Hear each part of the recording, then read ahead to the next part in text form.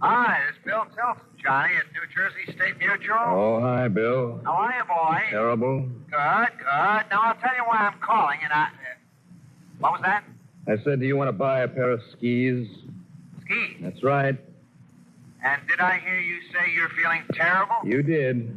What's the matter? North Slope, Chicopee Mountain, New Hampshire, over the weekend. Oh, getting a little too old to tackle that North Slope, huh? No. But if you took a fall on it, a bad one. I sure did, but not the way you think. Oh, you mean you fell for some cute little blind? No. Doc Hubble and I had just started up the mountain on the ski lift when my chair broke loose and fell on top of me and almost busted my back. Hurts even to talk about it. Oh. So over the past 3 days, I've been doing nothing but sitting around my apartment here, quietly suffering and feeling sorry for myself. Oh, that's too bad, Johnny. And to make matters worse, Doc has me all strapped up in these sacrolumbar supports. Ooh, brother. Not even breathe without wincing. Oh, I'm sorry. So have you had any idea about asking me to tear down... It is Larry Moody that we finally got a line on. Yeah, you better get some other investigator on this. Larry Moody? Yeah. Fingers Moody, the safe operator? Yes. You got a lead on him? We sure have. But if you're not in shape... Well, what's the matter with you? What are you talking about? Bill, you sit tight. I'm on my way. Oh!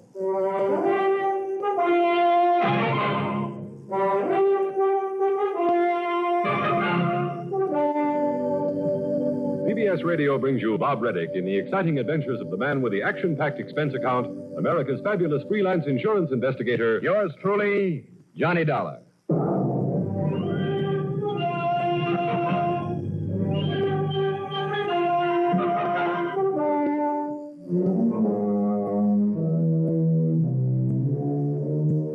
Expense account submitted by Special Investigator Johnny Dollar to the New Jersey State Mutual Life Insurance Company, Trenton, New Jersey. Following is an account of expenses incurred during my investigation of the short-term matter.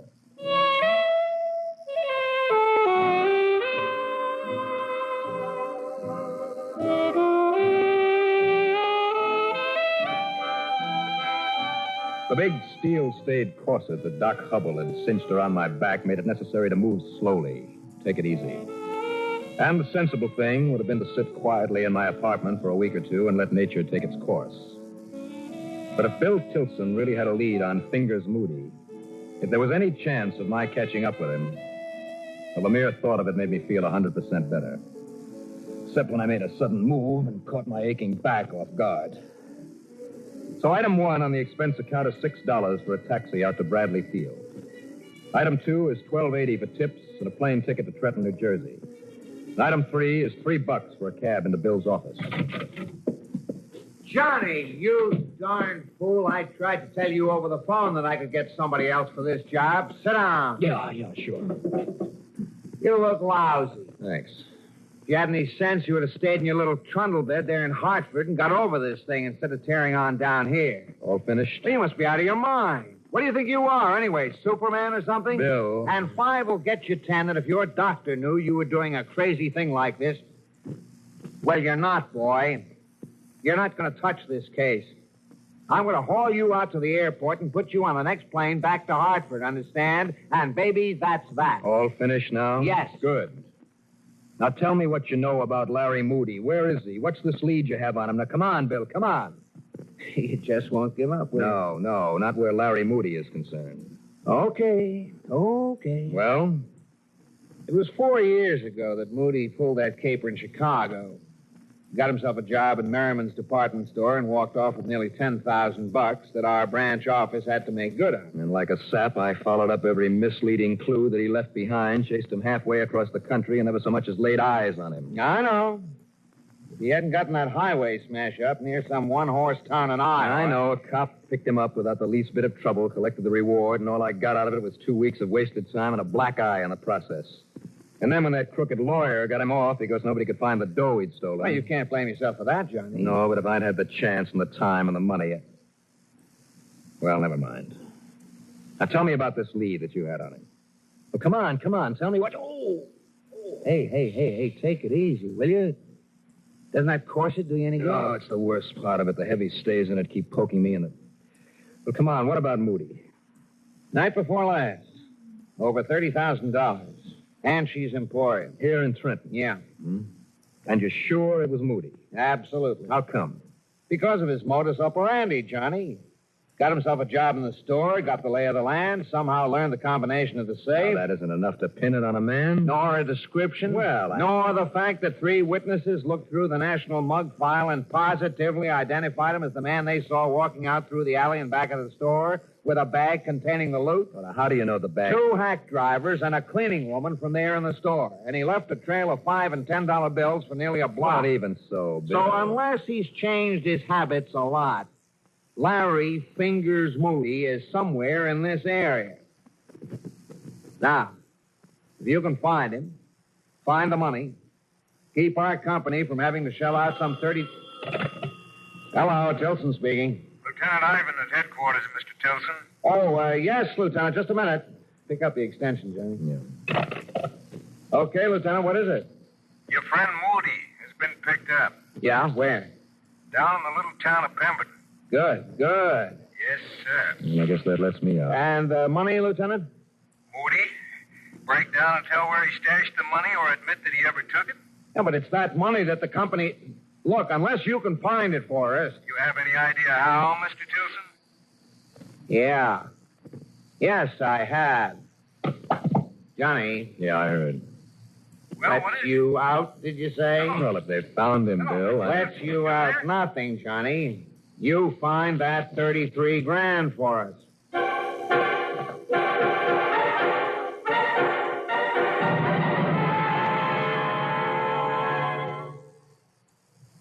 Ruth, next Tuesday's lodge night. Is my good suit pressed? It was sent out. Thought you usually pressed it. If you knew how I felt with nagging backache and the muscular aches and pains I've had lately. Well, you ought to do something about that. Try to get relief. How? Try Doan's pills. Good advice. That's Doan's Pills, an analgesic and mild diuretic to the kidneys.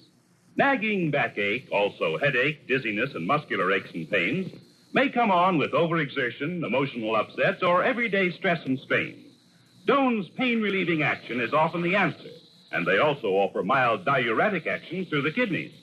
So if nagging backache is making you feel worn out, tired, and miserable with restless, sleepless nights, don't wait. Try Doan's Pills, used successfully by millions for over 60 years. See if they don't bring you the same welcome relief. Get Doan's Pills today. To save money, buy Doan's Big Economy size.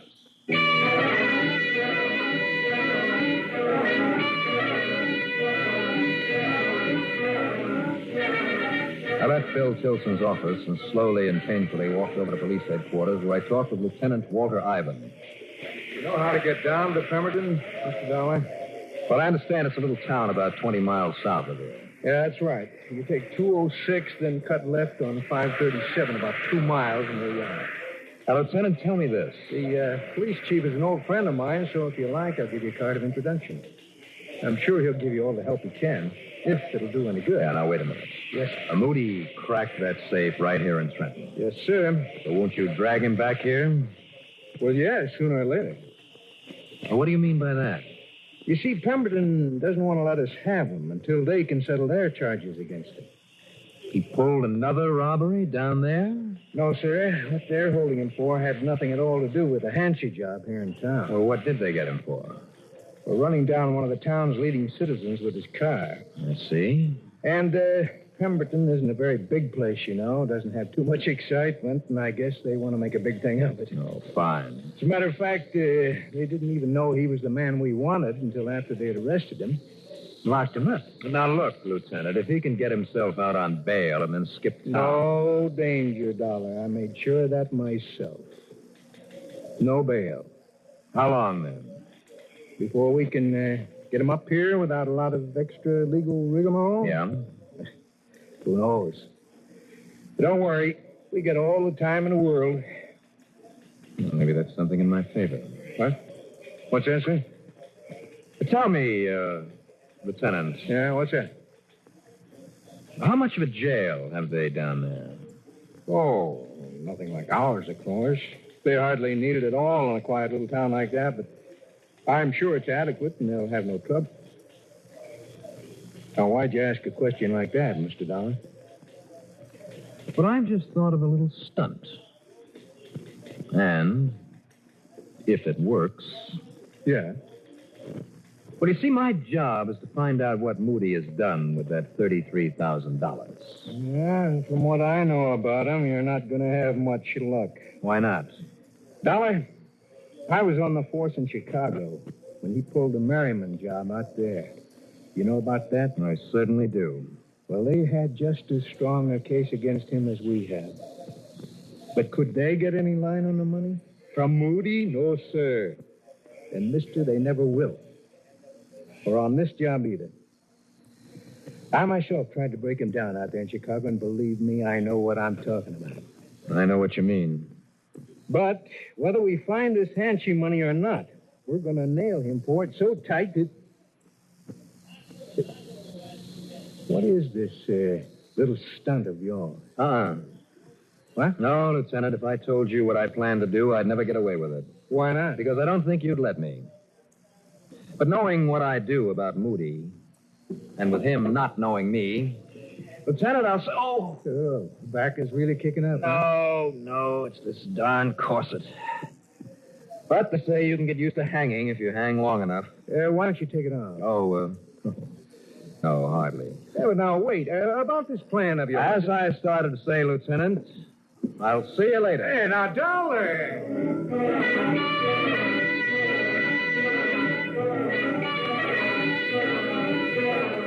Item 4, 5, whatever it is, 80 cents for a taxi back to Bill Tilson's office. Identification case, keys. Hey, what is all this stuff? Watch, gun. I don't get it, Johnny. Money, except for a couple of bucks. Johnny. Now, just hang on to them for me, Bill. And, here, I better leave this jacket with you. And dirty myself up a bit. You're going out without a coat in this kind of weather? Well, a cashmere jacket wouldn't exactly be in character with what I have in mind. Well, just exactly what And do you have got a heater in your car, haven't you? Well, sure, but you have to... My car? So if you'll just let me have the keys to it, Willie, I'll be on my way. Oh, now, look. Keys? Okay. Sure. There you are. Thanks. Now wish me luck. See you, Bill? No, now, wait a minute. Where are you going? What are you going to do? I'll see you in jail.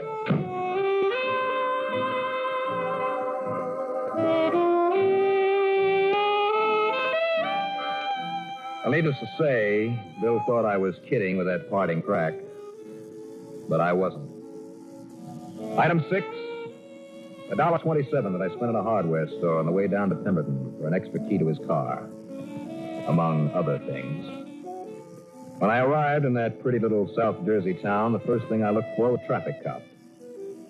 And lo and behold, I found one standing directing traffic in the middle of the main intersection.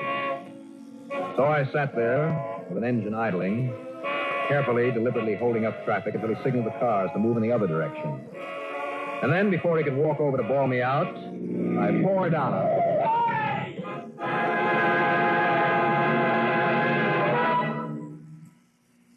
The net results? Exactly 17 minutes later, I was rather roughly shoved into what I suppose you'd call a semi-private room. Okay, now get in there. Now, listen, buddy, until you're ready to talk and tell us who you are, you better not try anything. All right. Take it easy, will you? I got a bad back. I had my way. I'd take that corset off you and let you really suffer for what you tried to do to run down Officer Conroy out Will there. you try it? I'll sue you, buddy. Yeah, sure you will. And if we check the license and find out that car you was driving was stolen... I'll drop dead. Well, now I got company. Yeah, who are you? My name is Moody. Larry Moody. Sit down. Make yourself comfortable. Why? You think they're going to keep me in this lousy clink? You really mean that, my friend? That's right. I mean, I'm getting out of here and fast. Breaking out of this. Now, what else? You really think... They mean you, too? Perhaps. Well, my friend? Well, my friend, that, depends.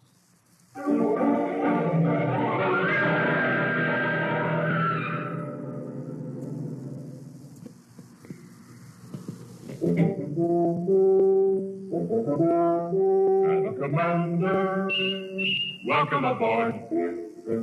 Try new king-size Philip Morris Commanders. New because the tobacco in them is vacuum clean. And the cleaner the tobacco, the better it tastes. Yes, the cleaner the tobacco, the better it tastes.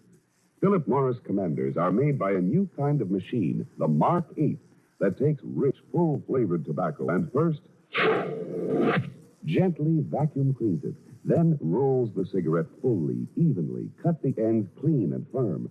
The result is new Philip Morris Commanders with the cleanest tobacco ever rolled in a cigarette. Try a pack, noticeably better. And Commander, welcome aboard. You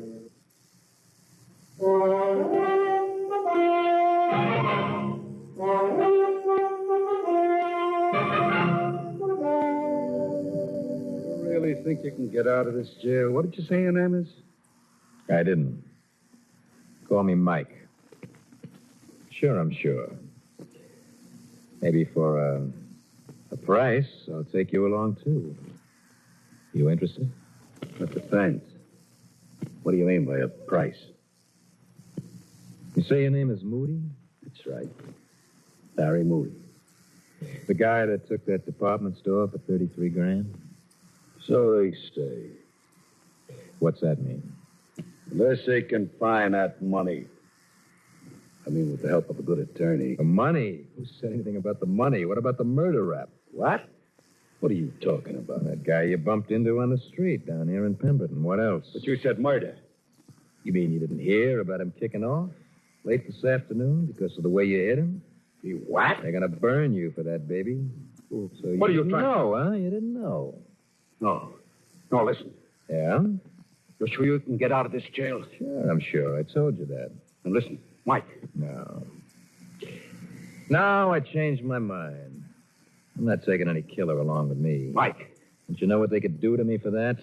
Please, listen to me. No, baby. I guess maybe I'm just going to sit tight and take the rap for that car I helped myself to. $5,000.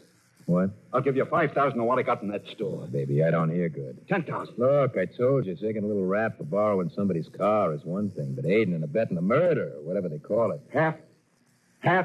Well... Hey, take it easy, will you? My back. Well... Keep your voice down. Half, huh? Yeah. That's over 16. Look, I'll give you 20,000 of it. If you'll get me out of here tonight. Well? 20,000. Yeah. Okay. It's a deal. But how? Well, as soon as this joint quiets down for the night. Yeah. When you see this corset I got on here under my shirt? What about it? Well, instead of a couple of the steel stays in it that I pulled out a little while ago, I got a couple of nice new sharp hacksaw blades. It's pretty corny for this day and age, huh? We'll make it. And also an extra key for that car out there. That made in a hardware store just in case. Pretty smart, huh? Mike, you're great. I know.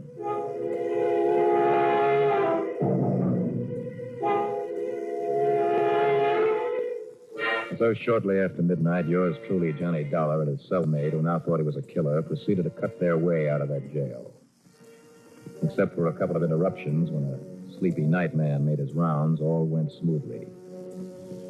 By a bit after 3 a.m., we were in Bill Tilson's car following a back road into the outskirts of the tiny town of New Lisbon. All right, Mike. I just fell along the railroad track. Sure, Larry. It's a lousy road, though. I certainly hope nobody saw us leave that jail yard back in Pemberton. See any cars following us? No. Well, all right. This sure ain't much of a road. Now, stop. Where? Right around back of that tool shed beside the tracks. You mean this little building right here? Yeah. And turn off the lights. There's plenty of moonlight. Whatever you say, baby. All right, now. Now, wait a minute. You mean here's where you got all the dough stashed? Up under the eaves of that tool shack. Wait for me. You want some help? No, I'll be right back. I sat there and watched, ready to jump out after him if he tried to make a break. After all, I had no guarantee that he wouldn't try a double cross, or even that he really did have the money out there. I watched him push a couple of crates against the side of the shack, climb up on them, and then pull a heavy sack down from under the eaves, then walk on back to the car. But what I didn't see until it was too late. All right, here it is. $33,000. So we split it now? No. Why not? Because it ain't all I had hidden away. I also had this. Hey, now, wait a minute. Get out of the cop, punk, on this side. Double cross, huh? Get out. Well, so help me, I'll let you have it right where you are. Mr. Johnny Dollar. Dollar? That's right. You think for 1 minute I didn't know that you're Johnny Dollar, that lousy insurance dick who chased me all over the country 4 years ago? I see. That voice of yours alone is enough to make you very dead, Mr. Dollar. Moody. No, you. Now, wait, listen. Get out, Dollar, like I said, or I'll kill you right where you are. Oh, listen, there's a car coming this way. That still won't work, so just get... You're right. There's no light. Because it followed our lights. Now, listen. That means a police car. Now, let me in there. Not you, baby. You! Come back!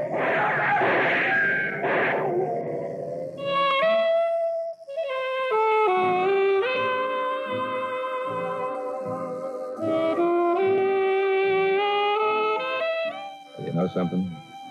That was a police car. It had been following us all the way from the jail in Pemberton. And the only reason they let us break out was because Bill Tilson, reading my mind, I guess, had called the chief of police and told him who I was. And the chief figured out why I'd got myself locked up and what I was up to. He and his boys nabbed Larry Moody with no trouble at all. The moral of the story? Don't ever underestimate the ability of a small-town cop. Oh, I beg your pardon. Police officer. Expense account total, including the trip home, $82.80. Yours truly, Johnny Dollar.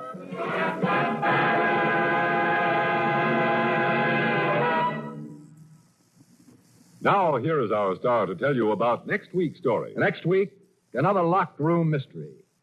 See if you can figure it out. Yours truly, Johnny Dollar.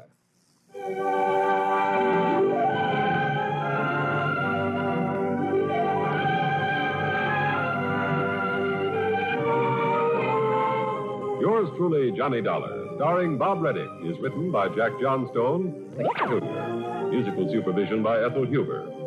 Heard in our cast were Robert Dryden as Bill Tilson, Santos Ortega as Larry Moody, Lawson Zerby as Lieutenant Walter Ivan, and Jack Grimes as the police officer. Be sure to join us next week, same time and station, for another exciting story of Yours truly, Johnny Dollar. This is Art Hanna speaking.